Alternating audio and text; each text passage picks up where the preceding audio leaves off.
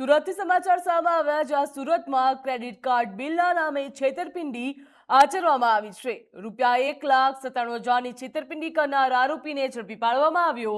અઢી મહિનાથી નાસ્તો ફરતો આરોપી ઝડપાયો છે। જ્યાં ઉત્તરાયણ પોલીસે વરાછા મિની બજારમાંથી તેને ઝડપી પાડવામાં આવ્યો છે। આરોપીને મિની બજારમાંથી તેની ધરપકડ કરવામાં આવી, જ્યાં ક્રેડિટ કાર્ડ બિલ ભરવાના બહાને છેતરપિંડી આચરતો હતો। 24 વર્ષીય નિલેશ મકવાણાની ધરપકડ કરવામાં આવી છે, જ્યાં પેનલ્ટી વગર બિલ ભરવાની વાત કરીને લોકોનો વિશ્વાસ જીતતો હતો। જ્યાં મોબાઈલ મેળવીને પોતાના ખાતામાં રૂપિયા ટ્રાન્સફર કર્યા હતા।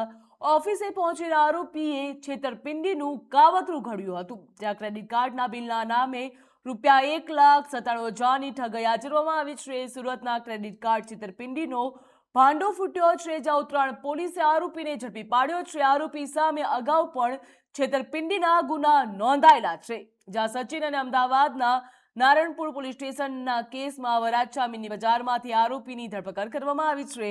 અઢી મહિનાથી પોલીસને ચકમો આપતો હતો, જ્યાં મોબાઈલ મેળવીને ખાતામાં રૂપિયા ટ્રાન્સફર કર્યા હતા। પોલીસે આરોપીની ધરપકડ કરી છે, જ્યાં આગળની કાર્યવાહી પોલીસ દ્વારા હાથ ધરવામાં આવી છે, જ્યાં ₹1,97,000ની છેતરપિંડી આચરવામાં આવી હતી।